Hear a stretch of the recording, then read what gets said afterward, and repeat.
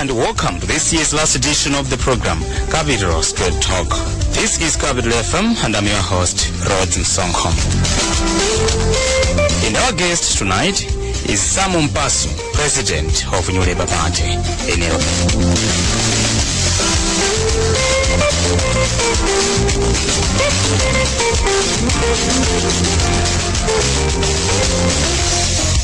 Mpasu, President of New Labour Party, most welcome to the program Capital Street Talk.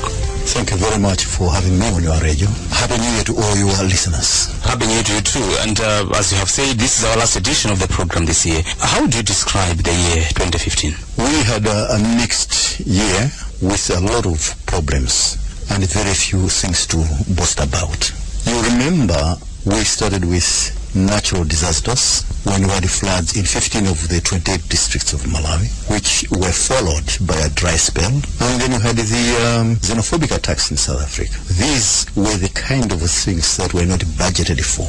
And as a country, we suffered tremendously. But I'm so glad and grateful that Malawians rose up to the occasion. Government itself, CSO organizations, foreign organizations came to help us.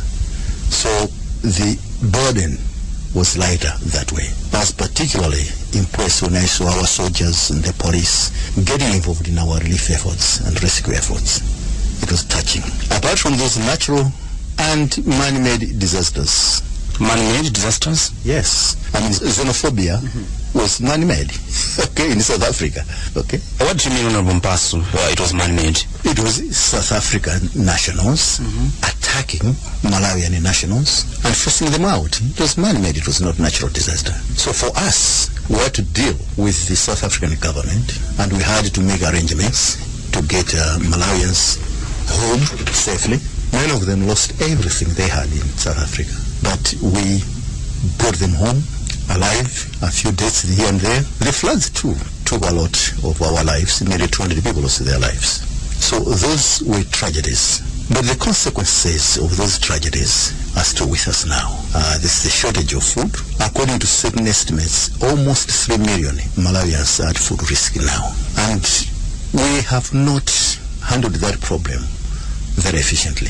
I do not know how it was going to be if we hadn't got the community, the international community, coming in to help us, like World Food Programme and others. What do you mean we didn't handle it efficiently? Because we heard that the government went to purchase maize from other countries like Zambia and the like. What do you mean we didn't handle it efficiently? Timing, even now, timing was a problem. To the quantity. Timing for what? For buying the maize or buying the maize into the country, yes. Financially, we had to appeal to the world community, and they have put a major part of the funding for that food relief, and we must be grateful as a nation. The economy could have been much, much better than it is if it was handled in a certain manner. So we are suffering tremendously from all this. Which a certain manner in this context you're talking about? How do you think the government could have handled the issue of economy? Everyone is saying Cashgate, but we discovered Cashgate last year, and the donors suspended. Do you disagree that Cashgate had or has an impact on our economy? No, it hasn't. We made a budget last year. We made a budget this year.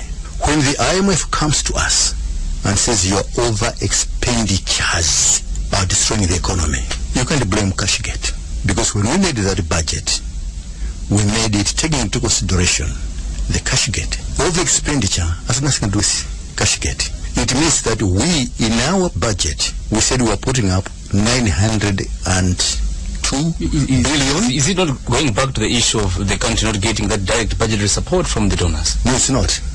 We made that budget without donor input. It was a donor-free budget. So if we said we're going to spend 902 billion because we raised 902 billion, there's no reason for us to overexpend on our own estimates. We said we'd raise that money and we'd spend that money. So do you think there's like extravagance on the part of government? Exactly. This is where the Minister of Finance, the Cabinet must come and say, why are we spending more than we expected to spend? And look at the solutions. But why do you think we're spending more than what we expected to spend? When you ask them, they say, oh no, devaluation, quite a devaluation. But you have to... Don't buy that excuse. You have to be in control of your finances. If you're going to lose value on your local currency, Most of the things you are buying are within the country anyway. You're not paying the president in dollars. You're paying him in Malawi kwacha.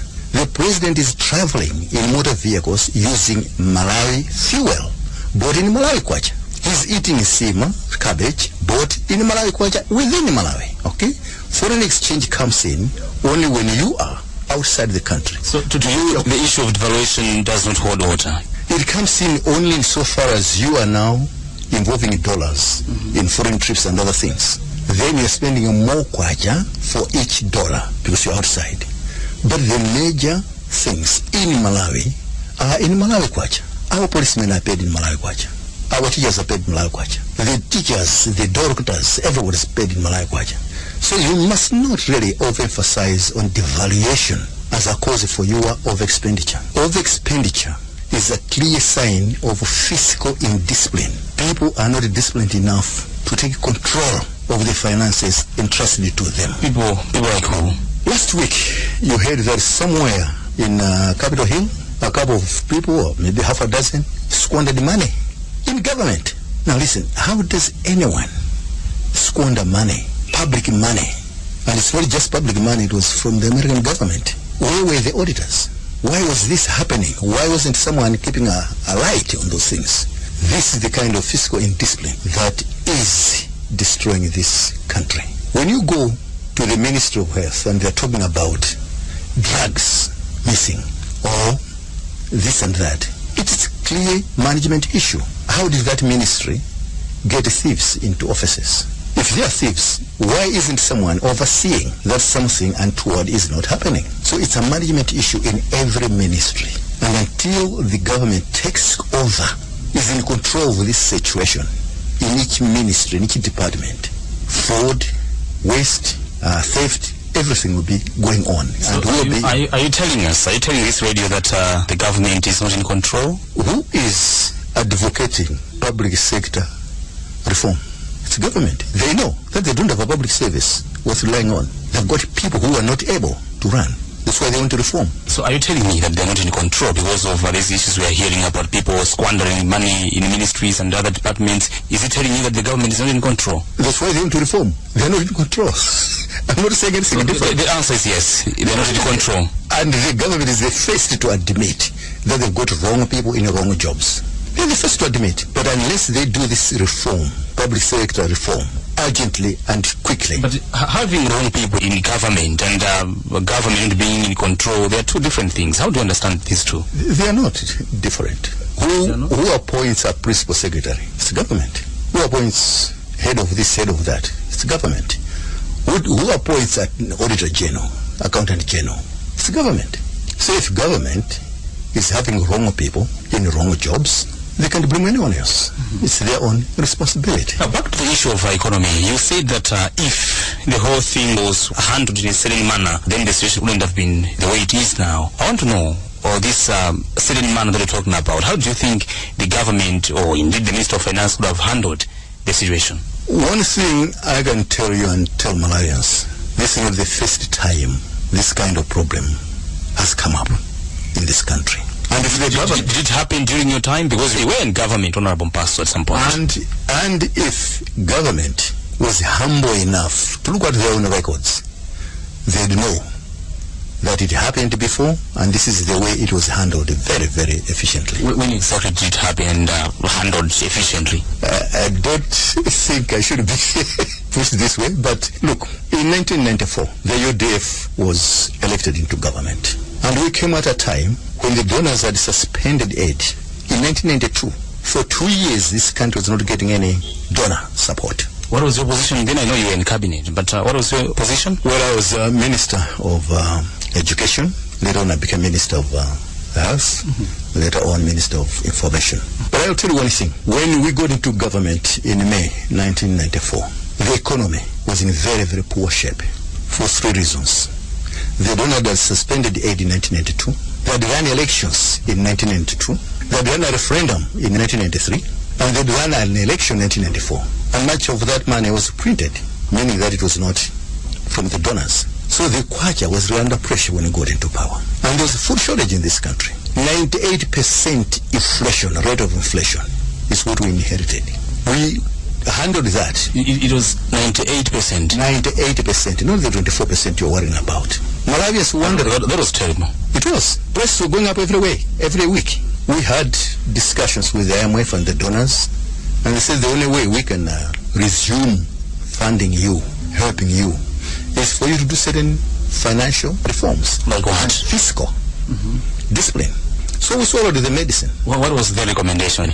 I can't go into details. Do you have all the time? We'll be here for... No, you can tell me in brief. What were their recommendations or demands anyway? Because you had to do those things if you were to get the assistance from them. One, they wanted us to remove subsidies from fuel, from fertilizers. Did you do that? We had to. We had no money anyway. Okay. They wanted us to remove foreign exchange controls. We didn't have foreign exchange anyway. So we had to remove. Okay. But as a result of biting the bullet and making sure that there was a fiscal discipline in every ministry, in every department, no one was walking away with one kwacha. We had dollars in every branch, not just every bank, but every branch of a bank. We lifted foreign exchange controls. People could get dollars, rands, whatever, at the branch level. Suddenly, there was so much foreign exchange and very little kwacha. There was a shortage of kwacha. In Malawi, we were able to get in fuel, to get in fertilizers, albeit at higher prices. But within 3 months, the rate of inflation dropped from 98% to 80%. This is a fact. It's there in the records. They can check. Now, I'm saying all this because even now, this government came into power last year. A month after coming into power, they made a budget. And they knew that the donors had suspended aid because of cash gap. And they said, we'll come back to you.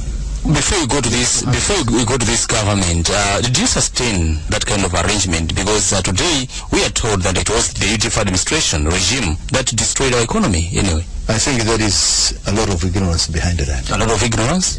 Yes. Because we really put the economy back on track. We did. Until 2004 when you were brought out of government? Well, in 2004, I had changed positions. I was in the cabinet 1994 to 1999. I was speaker, which is legislature, 1999 to 2004. So I was not in cabinet.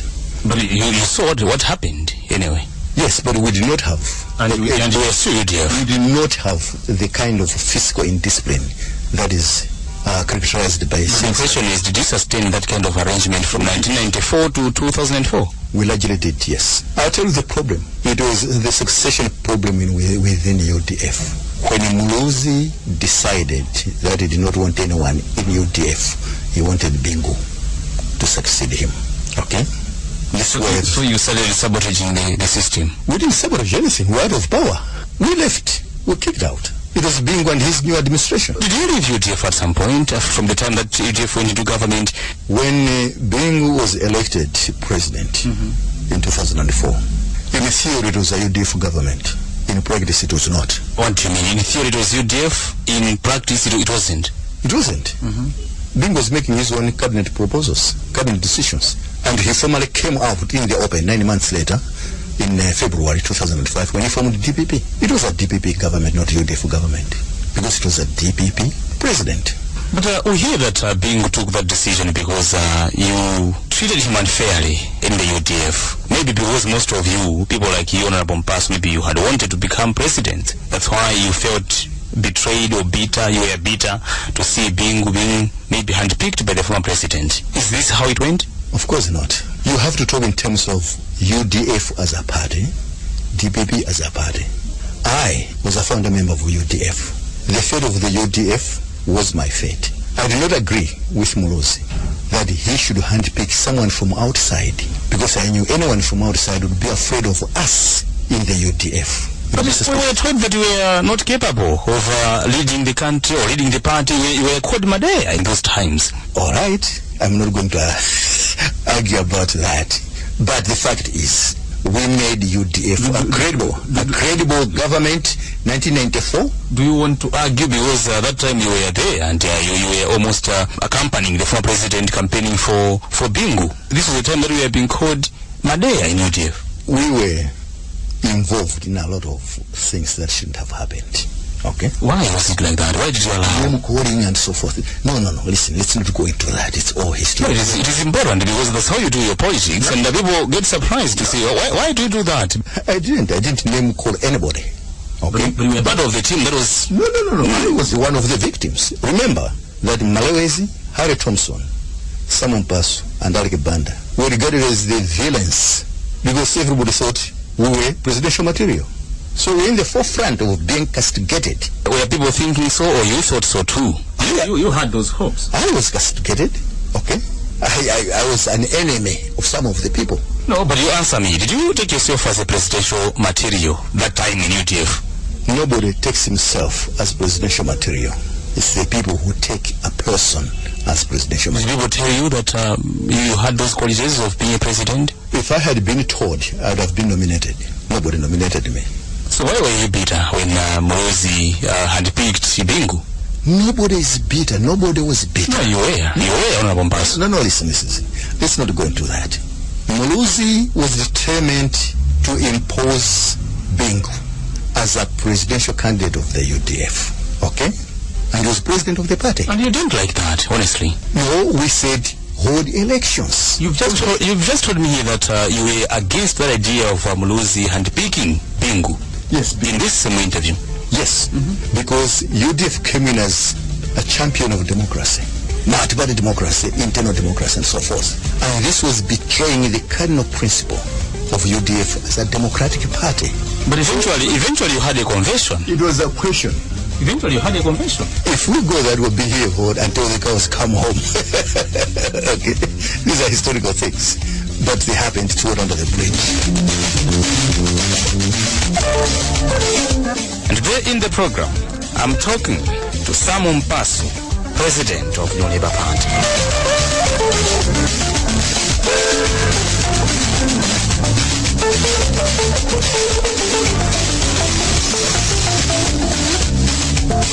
To move on, Honorable Mpasu, what if I put it to you that you have all along regarded yourself as a presidential material? Because here you have your own party, your Labour Party, and you are the president of that party. Being president of our party, I've come through certain channels. I wasn't delegated by Malawians. When we formed the new Labour Party, the delegates elected me vice president. Honorable Jumbe was president. When a few months later, Honorable Jumbe left New Labour Party, the National Executive Committee gave me the reins. So you take on the leadership. Okay? Now, if they had confidence in me, what am I to say no? So I accepted the responsibility. But it wasn't a smooth thing because we heard that the party had been deregistered and you had to fight against that, and eventually we heard that you took over the presidency. It wasn't a smooth thing. It was, because it's just a party, it's not the nation. Now, being president of Malawi is more than having the support of the people in the party. It means all Malawians have the confidence in you. What is your aim as the Labour Party? Is it to go into government, or why does the Labour Party exist in Malawi? Naturally, we want to go into government. If Malawians can vote for us. Which tells me you have that ambition of ruling Malawi. You too should have an ambition of ruling Malawi. No, but I'm talking about you. Any Malawian should have an ambition of running Malawi. Which means you have presidential ambitions. I have, you have, everybody should have. I don't have, but you have. No, don't believe you don't have, okay? When Bakili Muluzi was going to primary school, he didn't even think of politics, did he? He ended up president of this country. No, but as of today, you have the ambitions. I don't have those ambitions. You may say you don't have, but deep down you have. But I don't have to prove that to you. If tomorrow you join New Labour Party and thereafter New Labour Party is in power, you say, hey, I want to be minister. After a minister, you say, I want to be president. You won't say it openly, but your actions will show. But it seems you are failing this party, Honorable Mpasu, because we haven't heard much. We're talking about ending this year in the 15th, but throughout the year, we haven't heard much about New Labour. Are you failing the party? You are correct in the sense that we haven't done much for public view and public knowledge. The reasons are several. Like what? It's not a campaign year. 2, you need resources to move up and down. 3, it's not just resources. You need supporters here and there. So are you telling me that we should be hearing about political parties like yours during campaigns? Is that what I'm getting from you? Even now, there are about 50 political parties in this country. The only party we hear about holding rallies is the ruling party, and they call it development rallies. Okay? How many other political parties are holding rallies? But do we need them anyway? Political parties like your Labour Party in the country. You're right, almost 50 political parties, but we only hear about DPP, MCP, PP, or UDF. The rest are nowhere to be seen. Do we need them anyway? You do. Why? Because a political party has got certain views which are not entirely useless. When a small political party like the New Labour Party says government is going wrong on this and that, they should have done this and that, they're actually contributing to the development of this country. If the ruling party adopts those ideas, if you have a single party system where no other party can say, hey, you're going wrong on this, then what the party believes happens and things go wrong. So political parties may not all be in parliament, may not all be in cabinet, but because you have got certain programs and views, those are very, very important for the development of this country. But how different do you think your Labour Party is from the rest of those parties that we have in the country? We want to see Malawi, whose politics are not based on region, on tribe, on family. We want Malawi, whose political parties are national in character. We want Malawi, which is inclusive. The youth, the women, the disabled, everybody is regarded as a full citizen and a right to participate in the political life of this country. But no, is it confusing to hear those kind of issues coming from people like you who were once in government and now you're talking about these things? Why did you fail, or how did you fail to achieve those things when you were in government that time? One, I was not the leader of our party. I was in the leadership. You were very influential. I wish I was. Are you telling me you were not? No, not to the extent that you think I was. Minister of Information, Health, Education, not influential? That doesn't make you president or vice president, does it? You're just a minister going to be sacked any time. But I thought ministers do act as advisors to the president. That's the theory in the constitution. But each president has got a certain style of how he deals with his cabinet. You'll find a situation where a president is dealing with his ministers as just chairman of a committee. He's listening to them. And you get a situation where the president thinks that all the ministers are his houseboys. So you go and do this, you go and do that. Doesn't not listen to the president.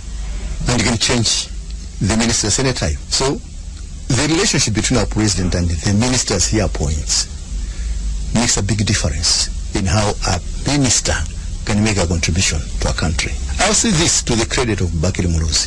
From 1994 to 1999, he had a cabinet that was delivering because he was not treating us as his houseboys. We had voices, and there were things I could do without even telling him. So why did you fail to achieve these things that I'm asking you about here? We're not talking about the way he started treating his cabinet in the second term because of his agenda that he should be succeeded by Bingo because he had failed to continue. But I don't want to sit here and talk about Bakiri. Let's talk about me, not anybody else. Okay? We are now concluding, Honorable Mpasu, and you've told me that one of the reasons that kept you quiet this year was the issue of resources. We are now going to 2016. How do you intend to run the New Labour Party? Do you see yourself sustaining the party until 2019? We have been putting our heads together, the current leadership. One, to identify the problems we have. Two, to identify solutions to those problems. And this is what we've been doing. How do you meet and where do you meet? Because this is a party that has no office. You used to meet at the Superior Hotel. You're no longer there because Jumbo left. Where do you meet? At your house? If I ask you, where does PP meet? No, you don't have to ask me about PP. I'm asking about New Labour Party because I know you have no office. Yes, we don't have an office. Where do you meet? Do you meet at your house as president of the party? Yes, we meet at my house, and we can meet at the vice president's house anywhere we want. But is that help? Look, how many other political parties meet at Mount Sochi, at the capital? I'm talking about New Labour Party here. A political party essentially discusses confidential matters, and you don't want to discuss confidential matters in public places. It doesn't happen. You need to have an office where people should be saying this is an office for New Labour Party. You may have an office, but it doesn't mean that the NEC meetings will always be held at that party. headquarters. This is why you'll find that many of the political parties hold naked meetings, but you don't even know when and where. So are you comfortable home and dry, running New Labour Party without an office, meeting at your house? We meet wherever we want to ensure confidentiality. It doesn't have to be at my house. It can be at anybody's house or office. But the important thing is... So you have secrets as New Labour Party? Of course. Like what? Which party doesn't have secrets? Which party doesn't have secrets? Once again, thank you very much for your time and whatever you have shared with us in this edition of Capital Street Talk. Thank you very much. It was a privilege and an honor to be with you. And all the very best to all your listeners and Malawians in general.